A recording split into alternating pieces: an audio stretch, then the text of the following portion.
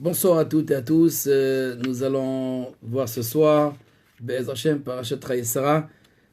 Nous allons voir l'idée donc de la perception de Sarah à propos donc de l'héritage tel que le voit Sarah, à la différence donc de Avraham Avinu.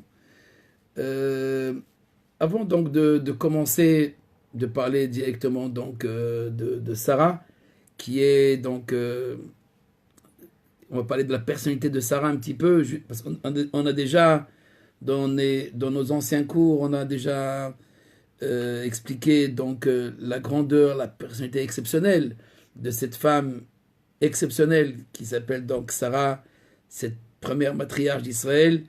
Et il y a lieu, bien entendu, pour comprendre sa perception de l'héritage, il y a lieu donc de comprendre aussi sa personnalité. Donc, juste en résumé, ce que nous avons vu les dernières conférences, enfin les conférences des années précédentes et les différents articles qui ont été écrits déjà sur le corps, ou le corps sublimé plutôt, donc le corps sublimé de Sarah. Sarah représente pour le Zohar cette union parfaite du corps et de l'âme. Le Zohar voit dans le corps, bien entendu, le service divin essentiel.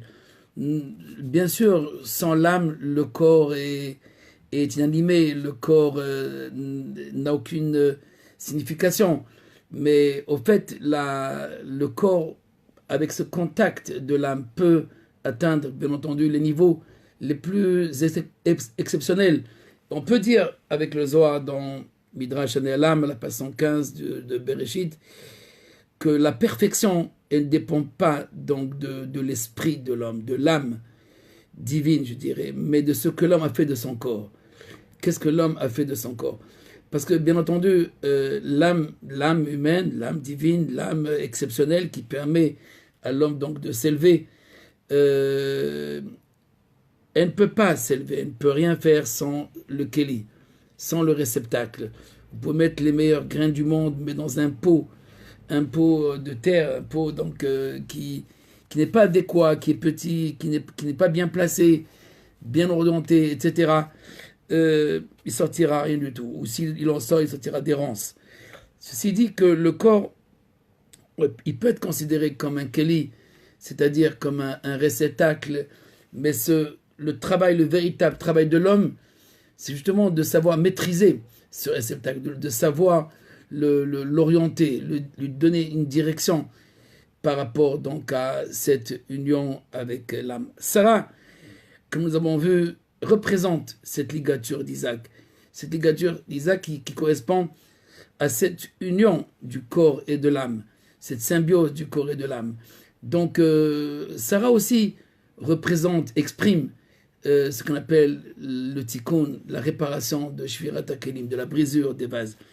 Parce que nous savons que dans la création, d'après le Harizal, sur le Zohar bien entendu, il y a une brisure au début de la création. Donc la cosmogonie kabbalistique nous apprend qu'en fait qu'il y a une brisure, entre le divin, entre la lumière et entre donc le réceptacle. Ce qui va devenir donc toute la créature, les créatures, on va l'appeler donc le réceptacle. Le réceptacle représente donc tout ce monde des créatures séparées. Et voilà qu'au début, ces principes premiers, qui sont donc les kelim, les instruments de la création, sont séparés de leur âme, sont séparés de Dieu, sont séparés donc de la lumière de l'infini. Parce que pour leur donner naissance, ou pour leur donner donc une singularité, il y a lieu donc de les distinguer comme nous avons vu. Mais voilà, avec Isaac et la ligature d'Isaac, alors le monde a commencé, ou s'est introduit dans le monde du tikkun, c'est-à-dire dans ce monde d'union de la lumière avec le vase. La lumière, donc, la lumière et le vase, et le réceptacle, correspondent donc à cette âme qui travaille, qui est en œuvre avec le corps, qui est en symbiose avec le corps. Le corps n'est pas détaché de l'âme. L'âme n'est pas détachée du corps. Mais il faut comprendre que notre perception des sens, comme j'ai déjà enseigné plusieurs fois, notre perception des sens, c'est qu'en fait toute notre intelligence, toute notre faculté intelligible correspond uniquement à ce que nos sens, et les sens c'est le corps, c'est l'ouïe, c'est les yeux, c'est l'oreille, c'est le nez, c'est la bouche. Donc à partir de ces organes, alors il y a une transmission de ce qu'on voit, de ce qu'on ressent, de ce qu'on écoute, de ce qu'on entend. Et bien entendu, tout cela va permettre à l'homme de saisir, de comprendre, d'expérimenter, de vivre l'expérience de la vie. Mais si l'homme s'arrête uniquement à la perception des sens, dans ce cas-là, il y a quelque chose qui lui manque. Je dirais même l'essentiel lui manque.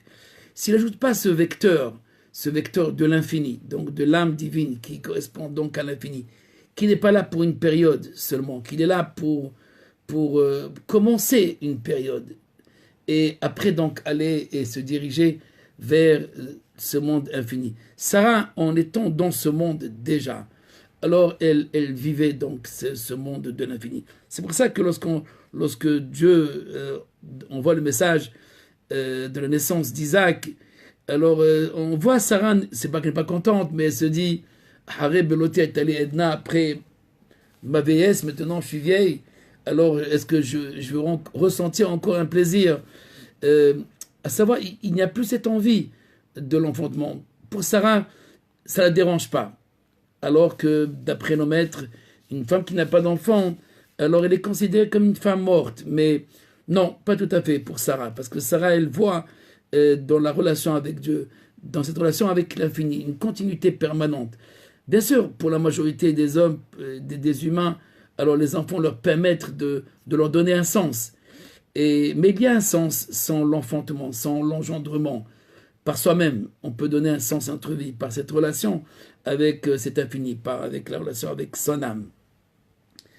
Sarah avait donc une perception assez spéciale, et d'ailleurs au moment où elle n'avait pas d'enfant, elle a ressenti donc la difficulté donc de son mari, ces difficultés donc de ne pas avoir d'enfant. Et elle propose, c'est elle qui propose de prendre Agar, de prendre donc la servante et de se marier, de s'unir avec la servante et d'avoir des enfants. Et elle s'occupera donc de ses enfants. Donc Sarah, elle donne, c'est elle qui donne l'initiative et elle initie donc cette voie qui va lui coûter très cher d'ailleurs. Mais pourtant, c'est elle qui va dire, qui va dire à Abraham, prends cette femme, etc. Et c'est elle qui va dire à Abraham aussi, il faut donc se séparer, renvoie cette femme et son fils, car mon fils Yitzhak ne pourra pas vivre donc dans l'éducation, vivre avec Ishmaël. Si pour Abraham cette chose n'était pas du tout une chose saine, Vayera d'abord ben Abraham, cette chose était mauvaise aux yeux d'Abraham.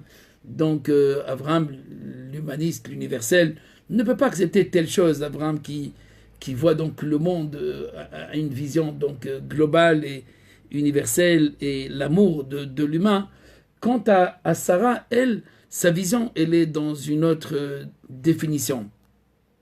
Alors bien sûr, pour comprendre comme j'ai dit, cette perception de l'héritage chez Sarah, alors il faut d'abord comprendre cette vie, Haye Sarah, cette vie de Sarah, quel genre de vie elle avait.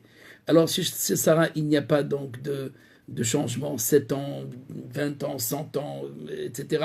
C'est la même vie, à savoir, il n'y a pas donc de changement comme chez nous, l'adolescence, l'enfance, l'adolescence, l'adulte, la vieillesse, la sagesse. Et non, chez Sarah, elle est la même, toujours dans cette sagesse, c'est-à-dire elle est toujours dans cette union avec l'infini de Orekeli. C'est un corps sublime, c'est un corps, elle n'est pas affectée comme nous, par les sentiments, etc. Quoique les sentiments sont une chose importante dans la vie d'un homme, bien entendu. On ne peut pas vivre sans les sentiments, il ne faut pas être indifférent, mais il y a lieu aussi de maîtriser cette perception des sens dans les sentiments aussi. On a l'impression que Sarah est une femme très dure et rigide, etc., renvoie, etc., et tout cela, bien entendu, dérange Abraham, qui lui est affecté par les autres, est affecté par la situation de l'autre.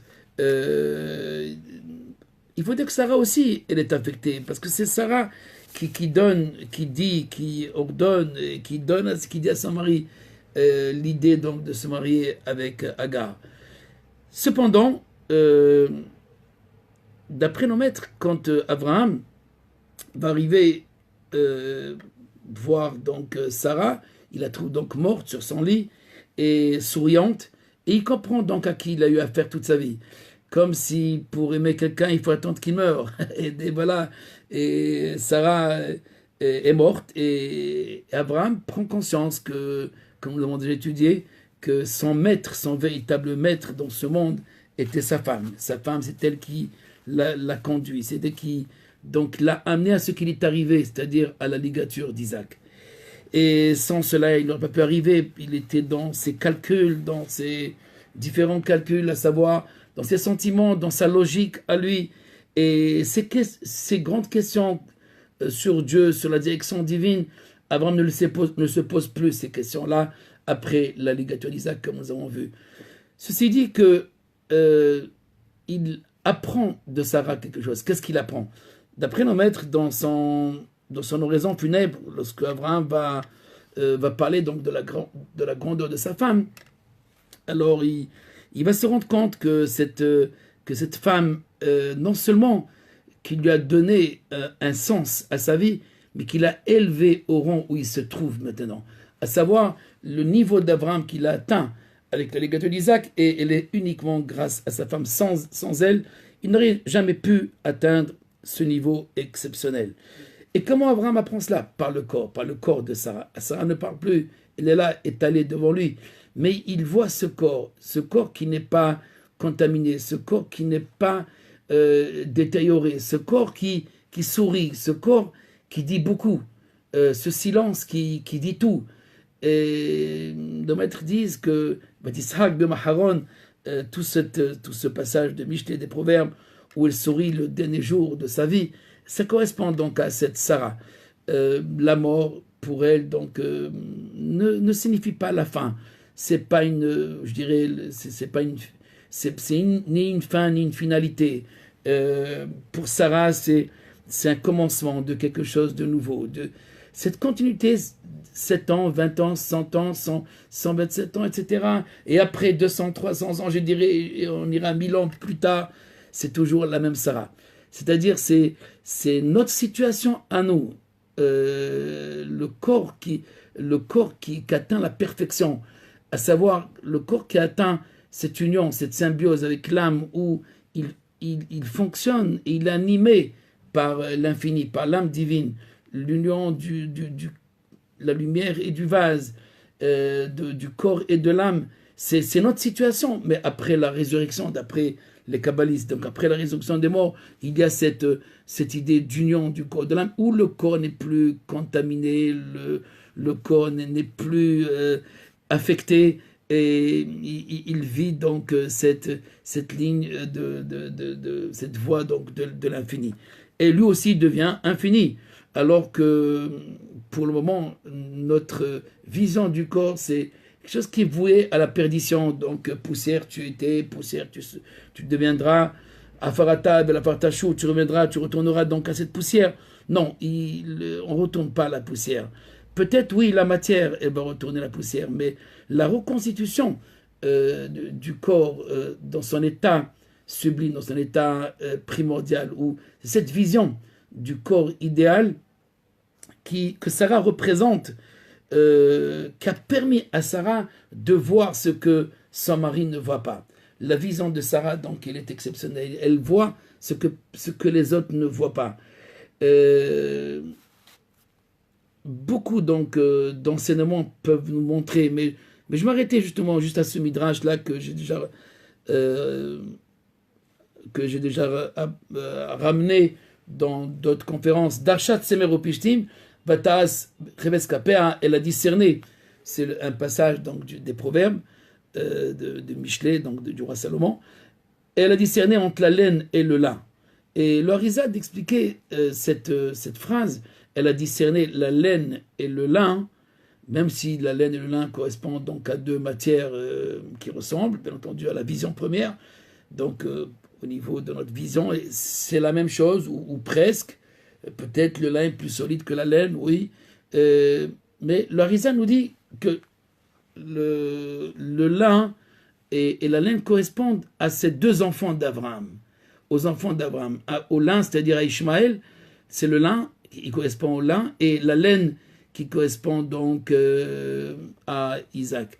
Et là, elle, Darsha, elle a discerné, elle a distingué entre deux mondes. Elle a distingué pas entre deux mondes, mais entre deux visions du monde. Voilà, entre deux visions du monde. Et c'est Sarah qui sépare. Abraham n'était pas heureux de cette séparation. Et d'ailleurs, on voit que Ishmaël revient. Il revient, on le retrouve déjà avec le sacrifice d'Isaac, avec la ligature d'Isaac. Et on le retrouve aussi à la fin de la vie d'Abraham. Lorsque Abraham va être enterré, on voit Ishmaël qui vient avec Isaac pour enterrer leur père.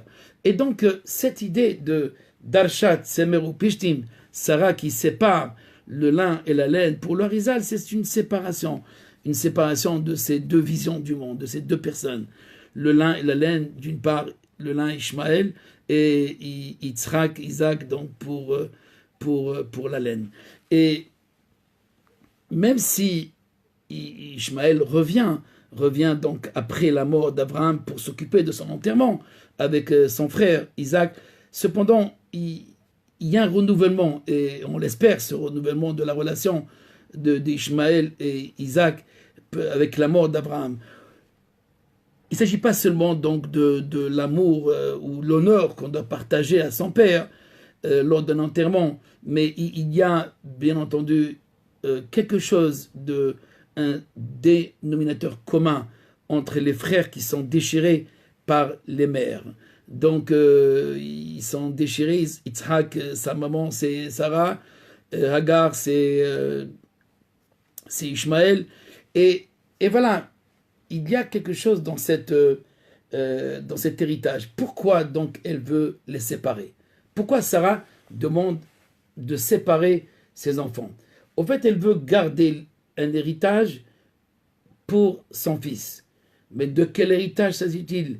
Et on voit dans le Midrash Elam et dans le Midrash aussi Tanhuma, dans certains Midrashim, on rapporte cette discussion entre les maîtres. Est-ce qu'il s'agit de la terre d'Israël? Est-ce que c'est-à-dire l'héritage de la terre, ou bien non, l'héritage spirituel pour d'autres? C'est-à-dire, il y a ou la terre d'Israël pour certains, ou l'héritage spirituel pour d'autres, deux sortes d'héritages qui sont jusqu'à présent problématiques et remis en question, bien entendu. Sans rentrer dans notre situation actuelle, quoique il serait bien aussi de traiter notre situation, c'est-à-dire le problème que nous avons de cet héritage. D'une part, chacun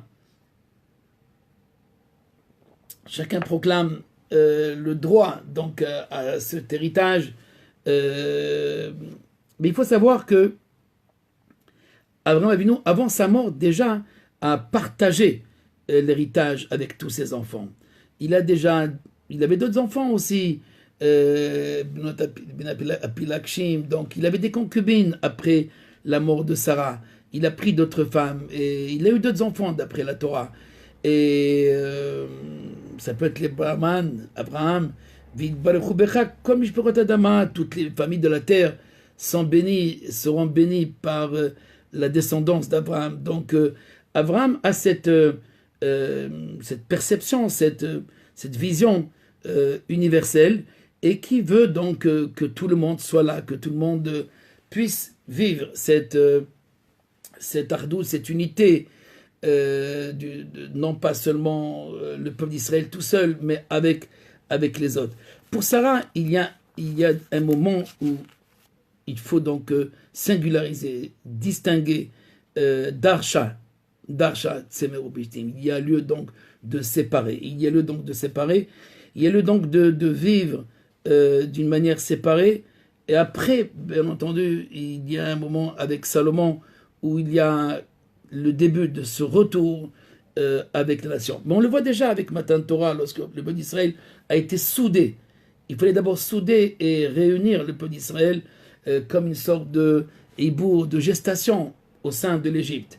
Il fallait donc fabriquer un peuple à partir de 70 enfants de Jacob, l'héritage de Jacob, donc de constituer une famille, Beth Yaakov, la famille de Jacob, et que cette famille devienne ensuite 600 000, et après, comme dit le Ramchal dans Derech Hashem, dans la voie de Dieu, après avoir atteint ce nombre de 600 000, alors on peut aller maintenant dans le mont Sinaï pour recevoir l'héritage spirituel, qui est la Torah, donc la révélation sinaïtique. Ceci dit que cette révélation qui va faire Asher Bahar Ben Kolam Talanu et Torato, donc ce choix qui ne peut être soudé, ne peut être affermi seulement par la réception de la Torah. Donc Israël devient donc ce peuple porteur donc du message du Sinaï. Mais on voit que Dieu lui-même est allé chez Ishmaël, il est allé chez Esav, c'est-à-dire avant la réception de la Torah, il est allé proposer cette Torah aussi à Ishmaël, il est allé proposer cette Torah à Esav. Et d'après donc les sages du Midrash et du Talmud, il n'était pas encore prêt. Ni Ishmaël ni Esav n'étaient prêts encore à recevoir justement. Il fallait changer un caractère, il fallait changer justement ce que je parlais déjà, cette perception d'essence. Il faut dire qu'aussi au sein du peuple d'Israël, il y avait une partie aussi, les 3000 personnes qui ont fait le veau d'or, étaient donc aussi dans ce cadre de être affecté par l'histoire, être affecté par l'avenir. Qu'est-ce qu'on va devenir? Qui va nous conduire vers la terre d'Israël? Ils se sont posé la question lorsque Moïse n'était pas là, après les 40 jours sur le mont Sinaï. Donc, cette affectation donc, du corps, des sens, par les différents événements, par les différentes situations, comment un homme peut surmonter, peut se surpasser donc les différentes situations qui l'entourent. Eh bien, Sarah nous l'a appris.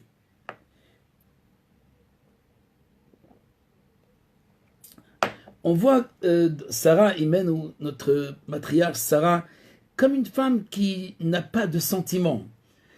Mais en fait, c'est pas qu'elle n'a pas de sentiments, elle a surpassé la sentimentale, elle a surpassé cet état.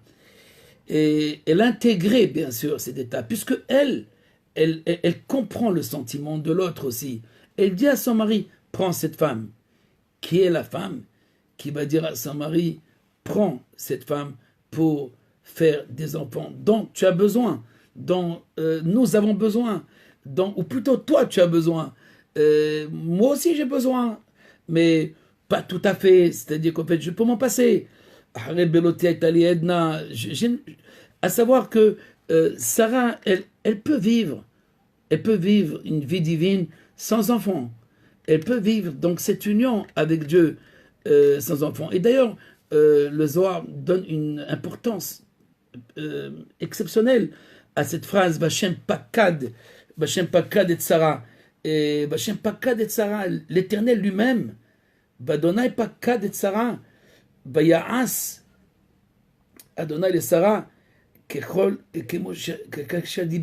Et donc, en français, or l'Éternel se souvient de Sarah, où il la prend en considération. Pakad, Hachem délivre Sarah. Hachem délivre Sarah. Oui, c'est comme si Hachem intervient directement avec Sarah, comme il avait dit.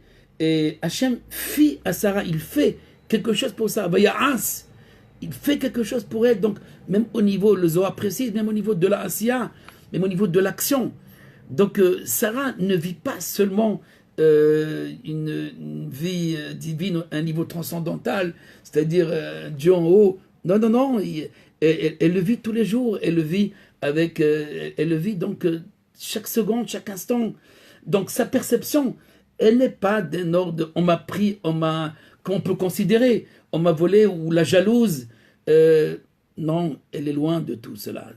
Sarah Imenu est loin de tout. Et elle a fini, tout ça, à 7 ans déjà, elle a fini son cycle. À 7 ans, elle a fini le cycle de tout ce que nous pouvons intégrer par la perception d'essence, par l'expérience de l'homme. Donc elle a fini l'expérience de la vie, du corps en tant qu'extériorité. Donc elle est arrivée déjà à ce niveau donc, de perception, d'entendement, où elle comprend des choses que même son mari, l'homme pieux Abraham, l'homme sage, le prophète Abraham, eh bien lui ne voit pas. Il ne voit pas et il le voit seulement avec la mort de Sarah. Avec la mort de Sarah, alors, comme dit le Ramchal, c'est à ce moment-là que se réalise chez Abraham, et tes yeux vont voir tes maîtres. Les yeux verront tes maîtres. À quel moment Abraham prend conscience que son maître dans ce monde, son véritable maître, bien sûr, il y a le maître du monde, Dieu, mais celui qui, en pratique, dans la asiya, dans l'action, dans l'expérience de tous les jours, c'est sa femme. Et sa femme, c'est ça qui, elle, va lui indiquer la route, va lui indiquer donc la voie. Qu'il le veuille ou qu'il ne le veuille pas, c'est elle qui dirige. Et c'est elle que est considérée comme celle qui va constituer. D'une part, elle va diviser, elle sépare quelque chose, Ishmaël et Esav, et c'était qui dans l'idée d'aller avec Agar, et c'est elle qui dit non, maintenant il faut se séparer, parce qu'elle a vu que l'autre n'était pas encore capable d'intégrer, que Ishmaël n'était pas encore capable d'intégrer Yitzhak, et donc il fallait cette séparation, il faut donc cette séparation. Mais c'est une séparation qui n'est pas éternelle, parce que comme disent nos maîtres, Rachid le premier, lorsque Ishmaël revient, on le retrouve déjà dans le mont Moria, et on le retrouve à la fin de la vie d'Abraham, pour l'enterrement d'Abraham, il revient avec Isaac, comme si ce dénominateur commun va agir pour réconcilier justement cette déchirure. La réalité de cette, ou le fond de cette histoire de Sarah qui a déterminé, je dirais, l'histoire juive en séparant Ishmaël d'Isaac, parce qu'il y a lieu donc de considérer chacun séparément.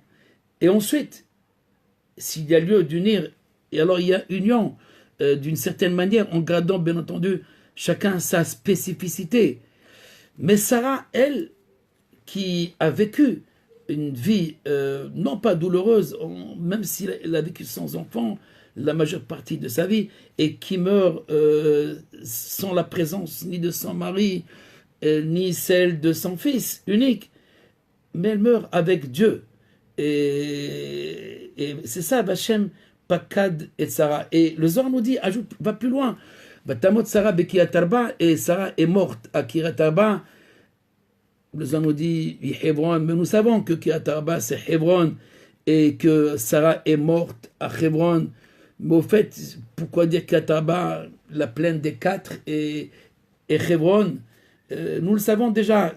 Au fait, le Zohar nous dit, Sarah est morte avec le tétragramme des 4 lettres, Kiataba Yud Kevav, à savoir comme Hachem Pakad, Adbadonai Pakad et Sarah, le tétragramme lui-même qui rend compte ou qui se relie dans l'entendement, bien entendu, avec Sarah.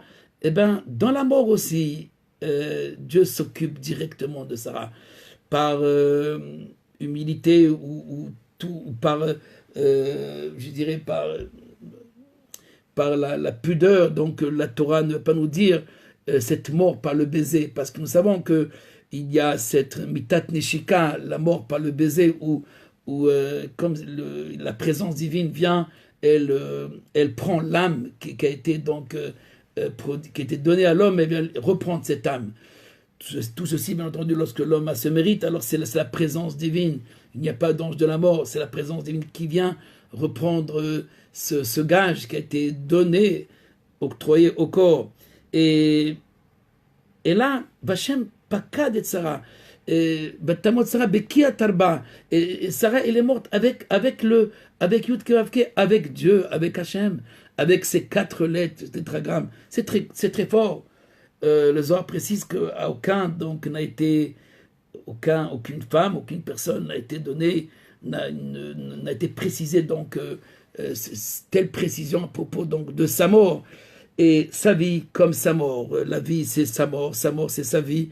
Et elle était dans une continuité permanente. C'est pour ça que, en parlant de la mort de Sarah, on titre notre sidra, notre paracha par la vie ou les vies de Sarah, les vies qui sont unifiées dans une seule vie, dans une seule réalité qui est celle de la dvekout, de l'adhésion avec Dieu. Sarah qui donc a vécu cette forme exceptionnelle d'union avec Dieu, alors elle peut voir ce que les autres ne voient pas.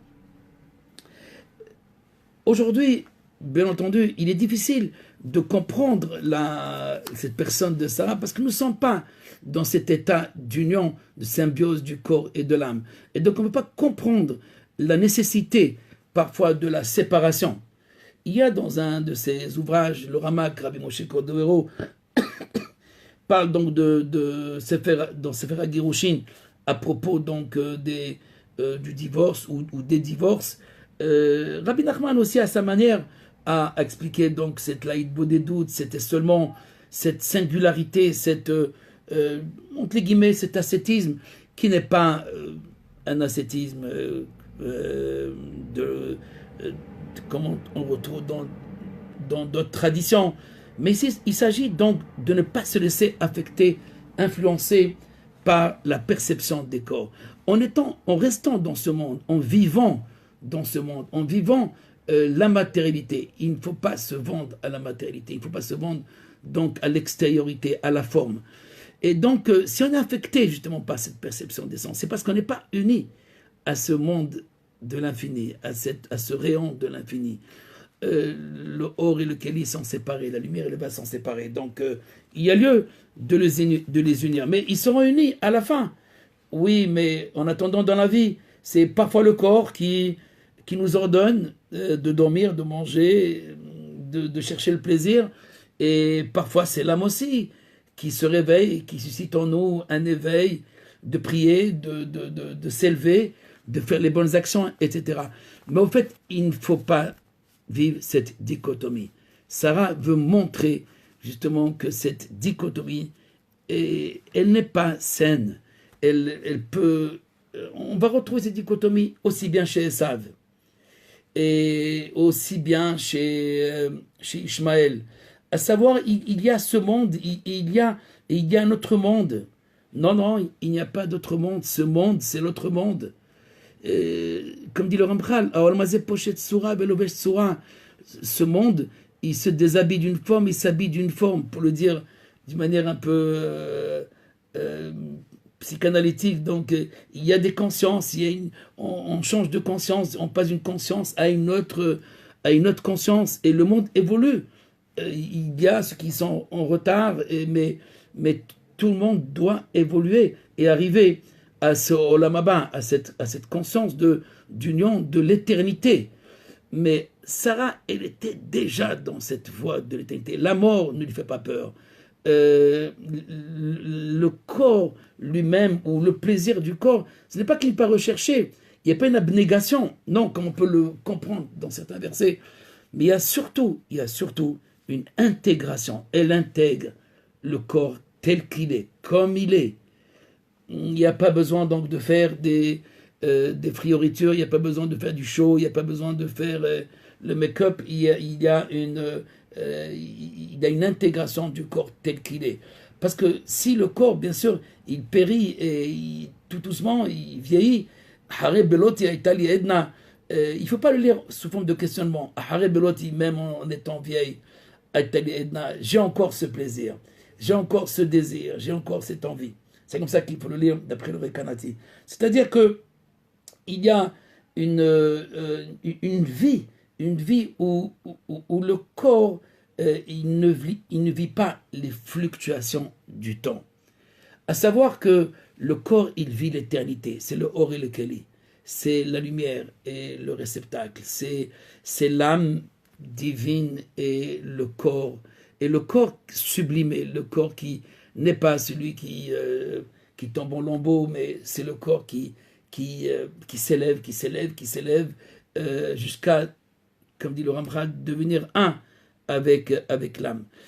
Seul celui qui est dans cette situation, cet état d'union, peut vivre le Ruach HaKodesh, l'Esprit Saint. Le Ramchal, justement, dans la Voie des Justes, pour la faire simple, dans la Voie des Justes, dans le 26e chapitre, lorsqu'il parle du Kadosh, c'est pas l'homme qui jeûne, qui fait des jeûnes et qui se mortifie, etc. Non, non, c'est celui qui sait élever le matérialisme, celui qui sait élever la matérialité, celui qui sait élever l'extériorité, c'est celui qui sait intégrer l'extériorité. C'est-à-dire que même sa nourriture, même lorsqu'il mange, lorsqu'il dort, lorsqu'il a un plaisir dans ce monde, alors il sait comment le relier à cette dimension de l'infini. Et c'est ça donc l'union du Keli, du corps et de l'âme, du réceptacle et de l'âme. Cette action d'union du corps et de l'âme permet à ce que notre esprit soit Kodesh. Parce que notre esprit, Kodesh veut dire saint, l'esprit saint, la prophétie. Parce que notre esprit, en vérité, il est connecté avec l'extériorité. Et il est affecté par ce qu'il voit, ce qu'il entend, ce qu'il ressent, etc. Qu'on le veuille ou pas, c'est ça la perception des sens. Cette faculté de l'homme qui est cognitive, l'intelligence, ce n'est pas donc l'Esprit Saint, c'est l'esprit tout simplement, l'esprit de l'homme. L'Esprit Saint, c'est pas un esprit extérieur qui vient, non, non, non, c'est mon corps qui s'est sanctifié, c'est mon corps qui s'est élevé, c'est mon corps qui s'élève vers cet au-delà. Et alors je rencontre cette âme divine. Et dans ce cas-là, mon intelligence, ma faculté cognitive, mon intelligence, elle devient une intelligence divine. Ma vision devient une vision divine. Et donc, ma vision elle s'arrête plus dans la temporalité. On voit très très loin. Il y a une vision qui est très lointaine, cette vision que Adam Arishon, que le premier homme avait, cette vision de voir le monde du début jusqu'à la fin, nous manque beaucoup. Et manque à nos politiciens. Et manque aussi à nos maîtres. Et manque aussi, je parle de notre génération, certains, bien sûr, il faut reconnaître qu'il y a des aides d'exception, il y a des personnes qui sont arrivées à cette vision lointaine, cette vision, mais pour cela, il faut rendre son corps éternel pour voir un monde éternel. Mais si le corps, il est dans la temporalité, alors on n'est plus capable de saisir cette vision de la fin jusqu'à la fin, ou du début jusqu'à la fin, de voir le tout en même temps. Quand on arrivera à cette conscience, et alors on peut comprendre aussi Salomon, c'est pas un coureur de jupons, le roi Salomon. On peut comprendre qu'est-ce qui fait que 1000 femmes, il y a dans cette vision d'intégration, où il veut intégrer toutes les sagesses, toutes les connaissances, toutes les nations aussi, chez Salomon, et qui représente justement qui représente le fils de David, ce Mashiach ben David, qui est le Messie du fils de David, nous donne une idée de ce que se passera à la fin des temps. Toutes les nations viendront dans ce temple à Jérusalem pour appeler Dieu avec le même idiome, avec le même nom. Savoir, il n'y aura plus des monothéismes, il n'y aura plus des visions différentes de Dieu, de l'unique, etc. Il y aura une seule vision. Et pour cela, il faut atteindre cette vision de Dieu de l'histoire. Et qui manque à tout le monde, et que la Torah notre Torah nous donne et nous ordonne, Binu Shenodor Vador, méditez, méditez les années. Zachor, combien de fois la Torah, dans le Tanakh, dans toute la Bible, combien de fois il y a cette idée, donc souviens-toi, souviens-toi. Vachem Pakad et Tzara, Vaïskor Elokim et Rachel, se souvenir. Mais attention, il ne faut pas comprendre, se souvenir, se rappeler. Dieu n'a pas besoin de se rappeler, il sait tout. Non, c'est intégrer le tout. Le souvenir ici, c'est comprendre chaque chose et relier chaque chose avec une autre. Et arriver donc à cette unité dans les événements. C'est ce que Moïse nous a dit à la fin de sa vie, lorsqu'il nous a expliqué du sens de l'histoire. Reuata ki ani ani. Regardez, c'est moi, Hachem, qui a fait tout cela. Ani memit, c'est moi qui tue. Ani mechaye, c'est moi qui donne la vie. C'est moi qui donne la maladie, c'est moi qui donne la guérison. Personne ne te guérit si moi je te guéris. Personne, il n'y a aucun virus, c'est moi qui envoie le virus. Je commande tout, dit l'Éternel. Donc cette souveraineté de Dieu, où il n'y a pas de place ni à Satan, ni aux forces du mal et toutes ces bêtises, même s'ils existent dans notre littérature, il faut surpasser tout cela pour comprendre justement que chaque chose a sa raison d'être. Et donc, un jour va arriver, oui, où tout doit se relier comme à l'époque du roi Salomon. Le jour où le peuple d'Israël, et tout le monde attend ce jour-là, se révélera et déclarera très haut sa mission, son rôle de révéler ce Dieu de l'histoire et au sein de toute l'humanité.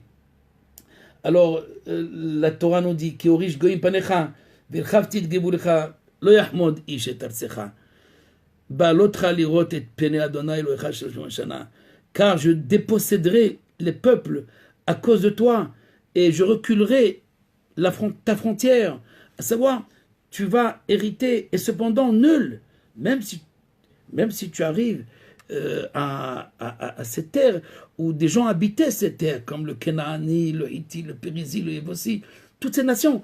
Alors cependant, lo yahmod ish et artsecha, personne ne convoitera ton territoire ou ton héritage. Personne ne convoitera ton héritage. Et là, on est convoité quand même, l'héritage est convoité, que ce soit de la terre pour le Midrash, ou de la terre d'Israël, ou l'héritage spirituel est convoité. Mais c'est Dieu qui est allé chez ça pour le proposer la Torah aussi. C'est Dieu qui est allé chez Ishmaël pour le proposer la Torah aussi. Ils n'étaient pas encore dans cette conscience. Aujourd'hui, ces peuples se sont rapprochés et se rapprochent à cette conscience. Comme dit le Ramchal dans le Mamar HaChokhmah, ils vont se rapprocher à cet état, ce niveau donc d'Israël. Ceci dit que à quel moment ils ne convoiteront plus ton territoire, ton héritage, quand tu t'achemineras pour comparaître devant l'Éternel, ton Dieu. Ba'alotra leraot et pene Adonai Elohecha. Lo yahmod ish et artsecha. À quel moment on ne convoitera plus cet héritage et on comprendra la place de chacun sans convoiter l'autre. Justement, en arrivant à cette proximité avec Dieu, Ba'alotra leraot et pene Hashem. Lorsque tu t'élèveras pour voir donc voir Dieu, voir la face de Dieu. Donc voir la face de Dieu, c'est vivre cette présence, cette immanence dans ce monde comme Sarah. 7 ans, comme 20 ans, 120 ans, 127 ans, la même chose. À savoir, elle a fini le cycle. Après 7 ans, c'est terminé. Et donc, elle est dans cette voie de l'éternité. Quand tu vivras, quand ton histoire, elle sera pareille à cette Sarah, alors il n'y aura plus de convoitise. De personne. Tout le monde viendra et se rapprochera de toi et s'élèvera avec toi. Et tu montreras justement ce chemin à toutes les nations de comment atteindre et vivre cette présence. Voilà donc pour aujourd'hui, pour la perception donc de Sarah Imenu, et qui procède d'un corps qui est sublimé, c'est-à-dire d'un corps qui s'est élevé au niveau de l'âme, un corps qui n'est pas considéré comme le réceptacle de l'âme, mais comme l'union avec l'âme, comme le vecteur de la révélation de l'âme dans ce monde. Voilà donc pour aujourd'hui. Je vous souhaite une belle soirée et à la prochaine. Ben Hashem. Shalom.